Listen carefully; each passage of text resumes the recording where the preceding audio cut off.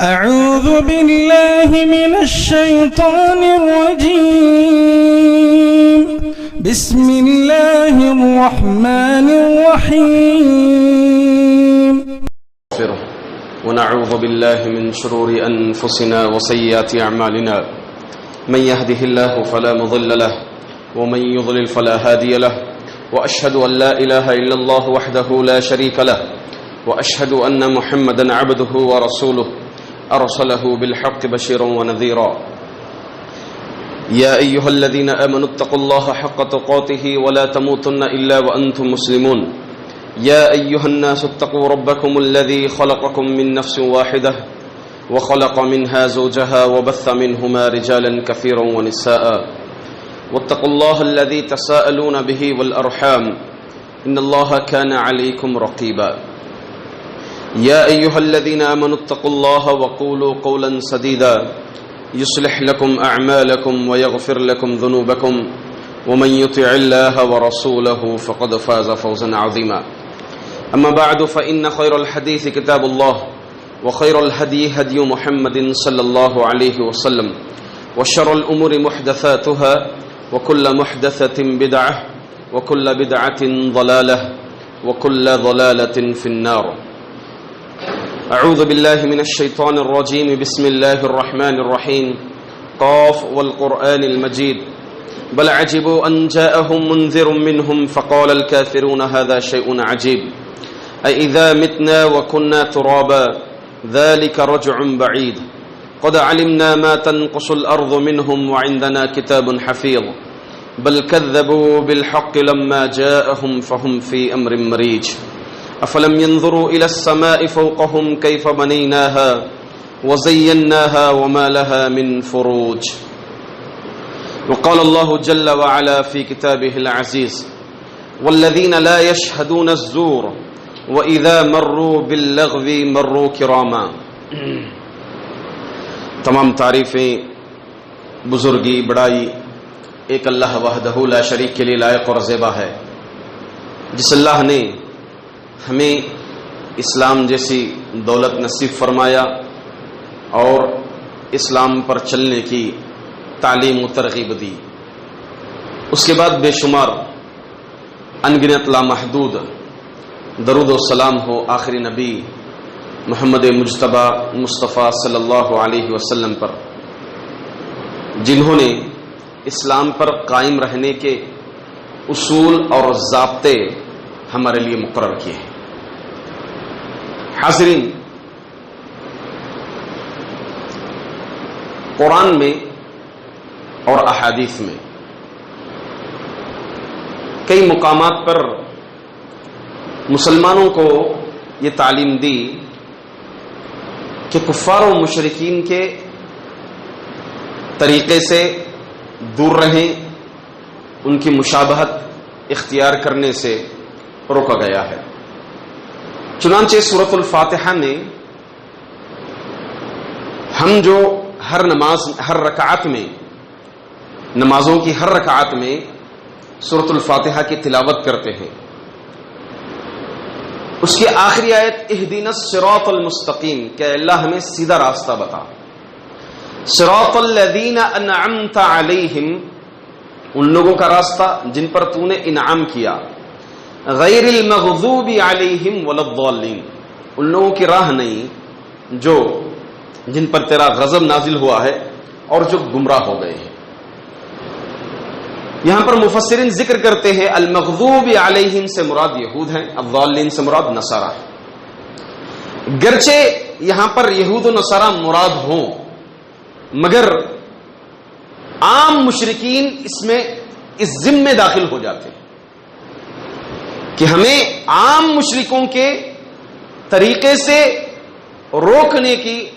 رکنے کی اللہ رب العزت یہاں پر تعلیم دی ہے، اور خاص طور سے یہود و نصارہ، مجوس، مشرکین کے طریقوں سے روکنے کی احادیث میں ترغیب بے شمار مقامات پر دی گئی ہے، چاہے ہمارے عبادات ہوں، چاہے ہمارے معاملات ہوں، چاہے ہمارے عادات ہوں۔ عبادات میں دیکھ لیں آپ، روزہ اللہ کے رسول صلی اللہ علیہ وسلم محرم کے روزے کے تعلق سے کہا کہ آپ ایک دن پہلے اگر میں اگلے سال رہوں تو ایک دن پہلے میں روزہ رکھوں گا. تو لہذا کیوں؟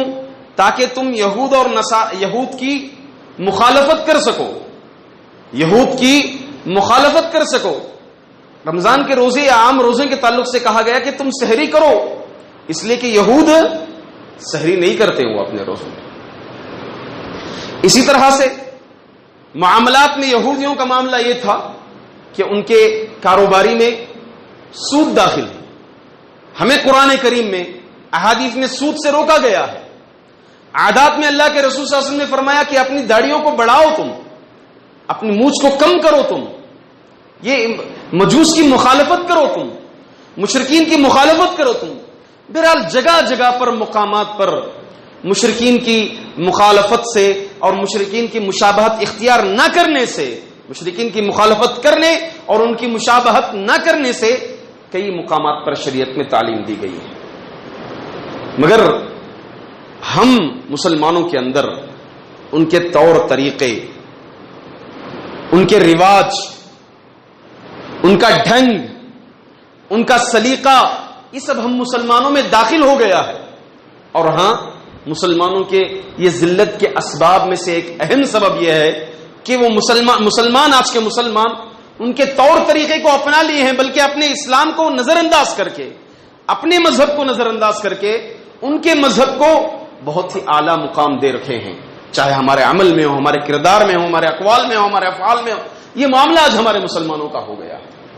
انہی طور طریقوں میں سے ایک عقدی معاملہ ایسا ہے کہ ہم آج مسلمانوں کے اندر یہ طریقہ رائج ہو گیا ہے، یہ کھیل مسلمانوں کے اندر رائج ہو گیا ہے. وہ کیا کھیل ہے آج کل ہم لوگ دیکھ رہے ہیں؟ وہ ہے پتنگ بازی. پتنگ بازی، پتنگ اڑانا جس کو کہتے ہیں، یہ دراصل مشرکوں کی ایک عید ہے. یہ خاص طور سے جنوری کے ماہ میں اس عید سے تعلق رکھتا ہے. یہ معاملہ جو کہ ان کے عقیدے سے تعلق رکھتا ہے، یہ معاملہ آج ہمارے مسلمانوں کے اندر داخل ہو گیا ہے. بے طرح، ہر طرح سے اس کا نقصان ہے، ہر طرح سے نقصان ہے. چاہے جسمانی اعتبار سے دیکھ لیں نقصان ہے، مالی نقصان ہے، وقت کا نقصان ہے اور عقیدے کا نقصان ہے. ہر اعتبار سے نقصان ہے اس پتنگ کا. یہ سنکرانتی اس مناسبت سے باقاعدہ طور پر ہندوؤں میں یہ طریقہ ہے کہ اس دن وہ باقاعدہ طور پر پتنگ اڑاتے ہیں اور اپنے معبودوں کو خوش کرنے کی، معبودان باطلہ کو خوش کیا جاتا ہے. اس میں ان کا یہ عقیدہ باقاعدہ طور پر اس میں داخل ہے. آج یہی طریقہ ہمارے مسلمانوں میں رائج ہے. مشابہت. اللہ کے رسول صلی اللہ علیہ وسلم نے فرمایا، من تشبہ بقوم فہو منہم. جو کوئی کسی مذہب کی تشبیہ اختیار کرے گا عقدی معاملے میں، فہو منہم، وہ انہی میں سے.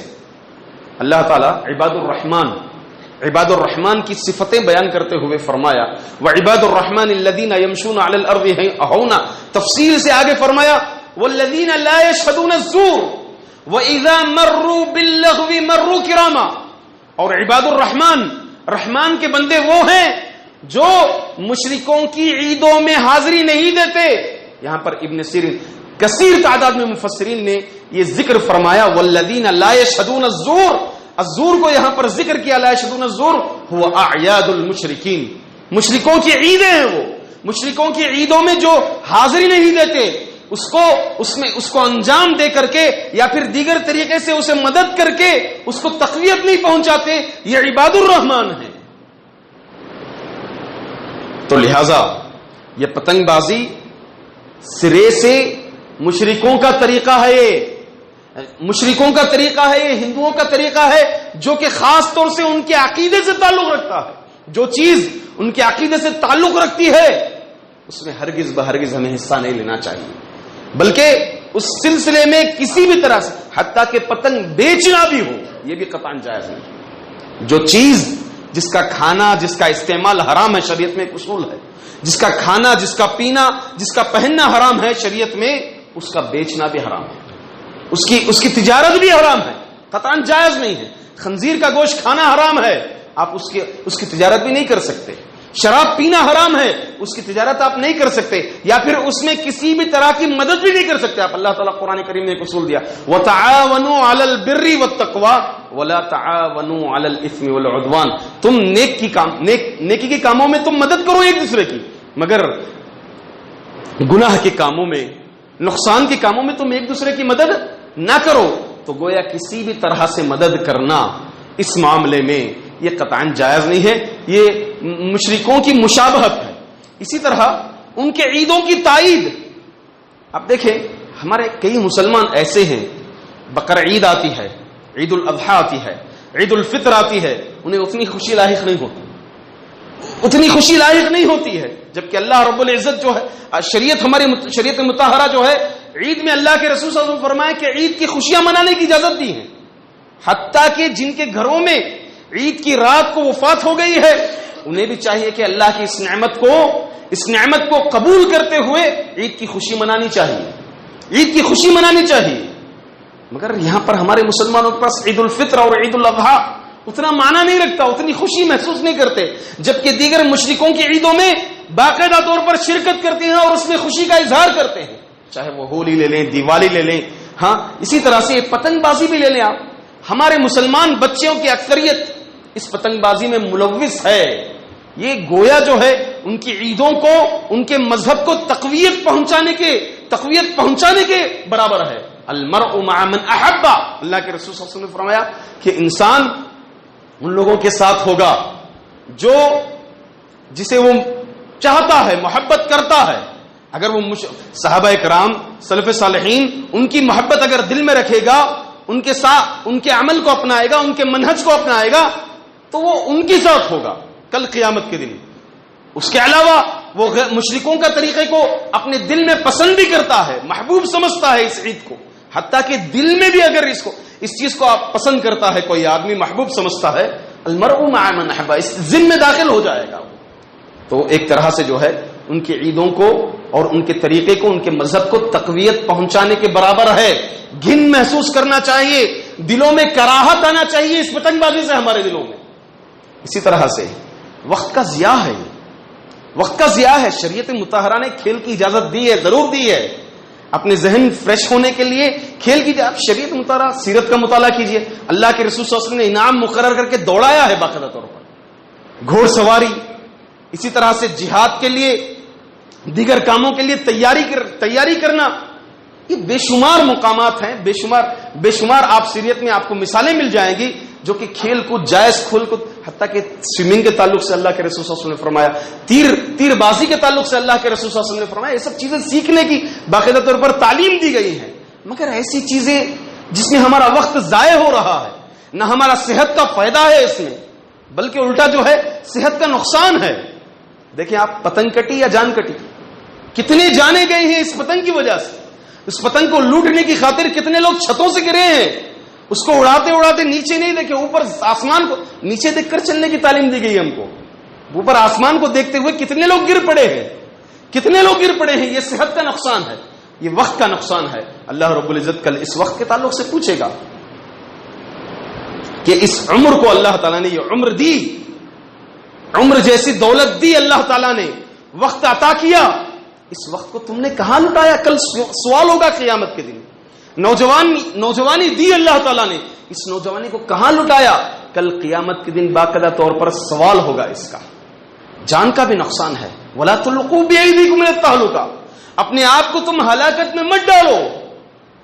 اسی طرح سے اپنے مال کا بھی نقصان ہے. ظاہر سی بات ہے وہ پتنگ خریدنے میں، اس کا دھاگا جو تیز دھار ہوتا ہے، اس دھاگے کو خریدنے میں خرچ تو لگے گا. اللہ رب العزت اس پیسے کے معنی اس کو معمولی نہ سمجھے.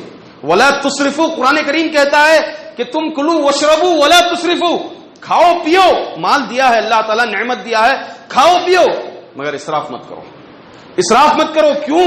کل قیامت کے دن اس کا بھی سوال ہوگا. اللہ تعالیٰ نے تمہیں مال دیا، اس مال کو کہاں خرچ کیا، اور اس مال کو کمایا بھی کیسے، اور کہاں خرچ بھی کیا. تو حلال کمائی ہے ہمارے سے. اس حلال کمائی کو جو ہے ایسے باطل عقیدوں کو تقویت پہنچانے کے لیے، یا باطل مذہبوں کو تقویت پہنچانے کے لیے اپنا مال خرچ نہ کریں. ہرگز اپنا مال خرچ نہ کریں. تو اس طرح سے ہر اعتبار سے یہ پتنگ بازی میں نقصان ہے. عقدی معاملہ، ہمارے عقیدے کی گڑبڑی ہے اس میں، ہمارا مال کا نقصان ہے، ہماری جان کا نقصان ہے اس میں. حتیٰ کہ بے حیائی، ہماری نظریں دیکھیں، اللہ اکبر، خواتین آ جاتی ہے پتنگ اڑانے کے لیے، عورتیں ہوتی ہیں، باقاعدہ طور پر ان کی عیدوں میں ہوتا ہے، ایک چھت پر مرد ہے تو دوسری چھت پر عورت ہے، وہ اس کی بہن کے ساتھ کھڑا ہے، وہ اس کی بہن کے ساتھ کھڑا ہوا، وہ اسے دیکھ رہا ہے، یہ اسے دیکھ رہا ہے، اور ہمیشہ جو ہے ہر کوئی کوشش یہ کر رہا ہے کہ میں اس کی پتنگ کاٹوں اور میں اس کی پتنگ کاٹوں، اس میں دشمنیاں بڑھتی ہیں، اس میں دشمنیاں بڑھتی ہیں۔ تو بہرحال ہر اعتبار سے بات اگر کہتے چلیں تو مفصل انداز میں ہر اعتبار سے نقصان ہے۔ اس میں سب سے پہلے مقدم ہم اس چیز کو رکھیں کہ مشرکوں کی مشابہت سے شریعت مطہرہ ہمیں روکتا ہے، اور آج مسلمان ذلیل و خوار ہیں، ذلت کا شکار ہیں، تو اس کی ایک اہم وجہ یہ بھی ہے کہ مشرکوں کے طور طریقے مسلمانوں کے اندر رچ گئے ہیں، مسلمانوں کے اندر داخل ہو گئے ہیں، جس کی وجہ سے آج مسلمان ذلت کا شکار ہیں۔ اللہ تعالیٰ سے دعا ہے کہ اللہ تعالیٰ ہم تمام مسلمانوں کو اسلامی عقائد پر چلنے کی توفیق عطا فرمائے اور اسلام کے طور طریقے اپنانے کے اللہ تعالیٰ توفیق عطا فرمائے۔ آمین۔ اقول قولی ھذا استغفر اللہ لی ولکم ولسائر المسلمین من کل ذنب فاستغفروہ انہ هو الغفور الرحیم۔